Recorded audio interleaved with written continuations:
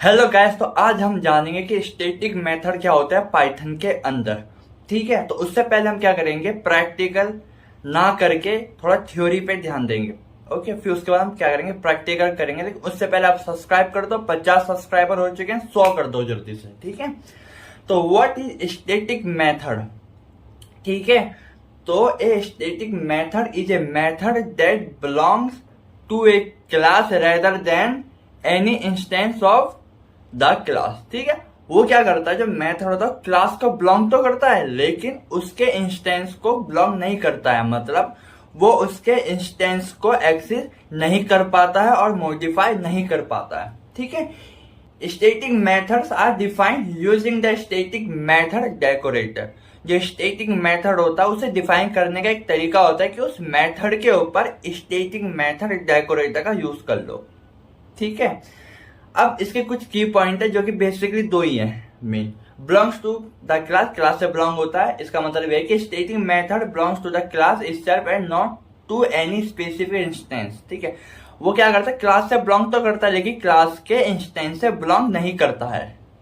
दूसरा है use case. ठीक है, static method are often use for function that perform a task related to the class but do not need to access or modify the class or instance specific data।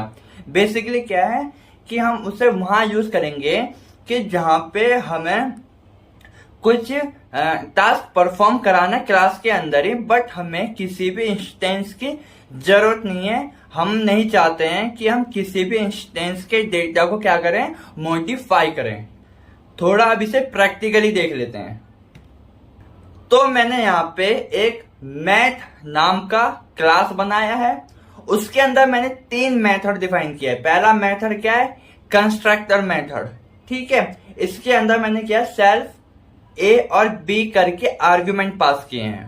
ठीक है, self dot ए बराबर ए, self dot B बराबर B. Okay, मतलब क्या है, इस self के अंदर क्या आता है, हमारा ऑब्जेक्ट का इंस्टेंस होता है। ठीक है, उसके ए के अंदर हमने क्या असाइन कर दिया, ए को कर दिया। ठीक है, दूसरा है मेथड ऐड करके।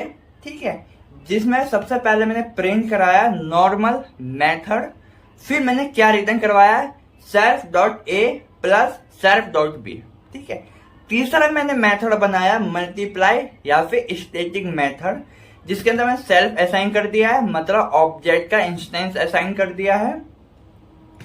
उसके अंदर मैं प्रिंट करा स्टैटिक मेथड और रिटर्न करा देता हूं self dot a multiply self dot b. फिर मैंने क्या किया, उस मैथ क्लास का ऑब्जेक्ट बनाया, उसके अंदर 2 आर्गुमेंट दिए 2 और 3, जो कि ऑब्जेक्ट बनते ही कंस्ट्रक्टर को क्या कर देंगे, कॉल कर देंगे।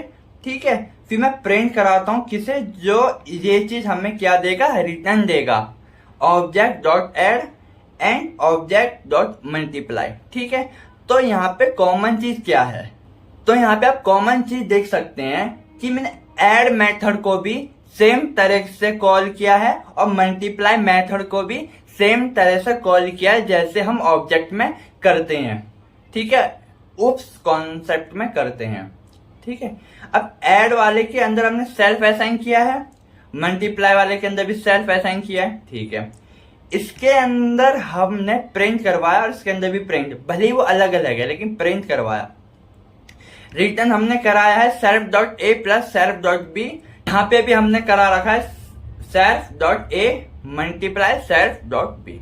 ठीक है, दोनों में लगभग सेम कोड है, बस अंतर क्या है, डेकोरेटर का। इसमें हमने स्टैटिक मेथड ही लिखा है, इसमें नहीं लिखा। अब इसका देखेंगे कि इसका में क्या आंसर आता है।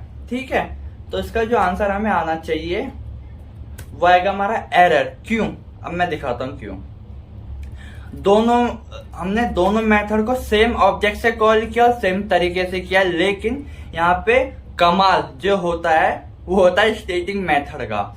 ये क्या करता है, जो इसके अंदर जो सेल्फ के अंदर जो इंस्टेंस होता है उसे एक तरह से गायब कर देता है। जैसे कि मैंने आपको थ्योरी में बताया था कि जो स्टैटिक मेथड है वो ऑब्जेक्ट के इंस्टेंस को एक्सेस नहीं करता है। तो जैसे ही उसे सेल्फ मिला, जो कि यहाँ पे सेल्फ का मतलब कुछ भी नहीं है, कुछ भी नहीं, जहाँ पे एज कंपेयर ऐड के सेल्फ का मतलब है ऑब्जेक्ट का इंस्टेंस, लेकिन वहीं पे मल्टीप्लाई में सेल्फ का मतलब है कुछ भी नहीं। वो लाइक एक आर्ग्यूमेंट की तरह जा रहा है, वो भी खाली, क्योंकि मैंने यहाँ पे कुछ नहीं दिया।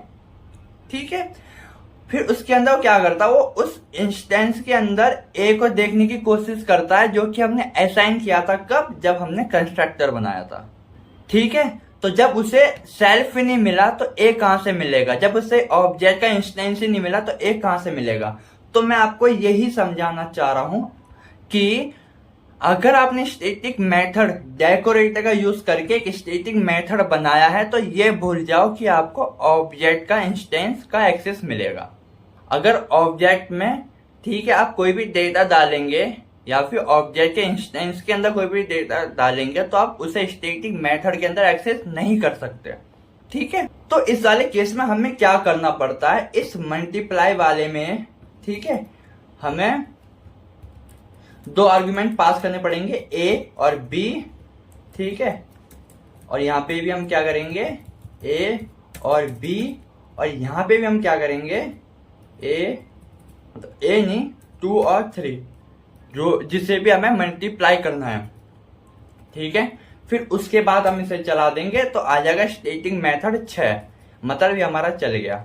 ठीक है, ये यहाँ पे एक फंक्शन की तरह काम किया, जैसे ही जिस तरह से हम फंक्शन को कॉल करते हैं उसी तरह हमने यहाँ पे मेथड को कॉल किया।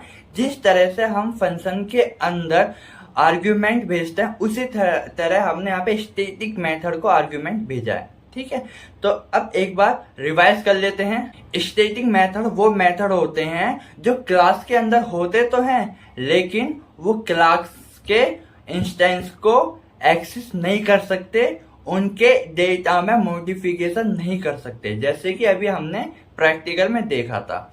अब हम यहाँ पे एक चीज देखते हैं, क्या मैं इस स्टैटिक मेथड को इसके अंदर कॉल कर सकता हूँ? Let me check.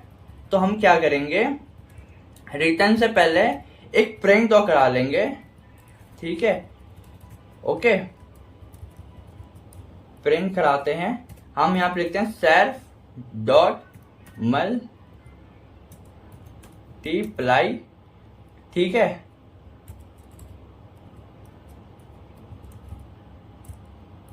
ठीक है, तो यहां पे हम क्या लिखेंगे, सेल्फ डॉट ए और सेल्फ डॉट बी। ठीक है, मतलब हमने क्या किया है, सेल्फ मल्टीप्लाई इसे कॉल किया है, इसके अंदर दो आर्ग्यूमेंट भेजे, सेल्फ डॉट ए और सेल्फ डॉट बी। ठीक है, और मैं यहां से इसे क्या करता हूं, कमेंट कर देता हूं। ठीक है, सॉरी, इसे मैं क्या करता हूं, कमेंट कर देता हूं।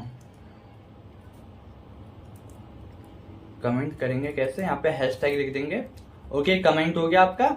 और यहाँ पे मैं एक प्रिंट ऐसे लगा देता हूं जैसे मुझे पता चले कि यही कॉल हुआ है।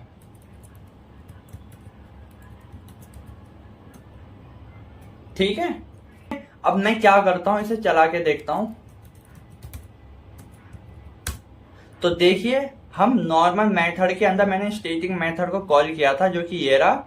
ठीक है, उसके बाद उसने हमें क्या रिटर्न दिया, 6। ठीक है, जो कि यहां से हुआ। ठीक है, फिर उसके बाद इसने इस चीज को प्रिंट किया, जो कि ये रहा। फिर उसके बाद इसने ये रिटर्न कर दिया, self dot a plus self dot P, जो कि मैंने यहाँ पे प्रिंट करा रखा था। ठीक है, तो आप ये समझिए कि हम स्टैटिक मेथड को कॉल कर सकते हैं, लेकिन स्टैटिक मेथड के अंदर हम किसी भी ऑब्जेक्ट के इंस्टेंस को एक्सेस नहीं कर सकते। ठीक है, तो आई होप समझ में आए, तो सब्सक्राइब कर देना यार। गर्मी में बैठा हूँ यहाँ पे, पंखा भी नहीं चला, देख रहे हो, पंखा भी नहीं चला, घर पे एसी भी नहीं है, तो सब्सक्राइब कर दो इस चीज के लिए। ठीक है, बाय गाइस।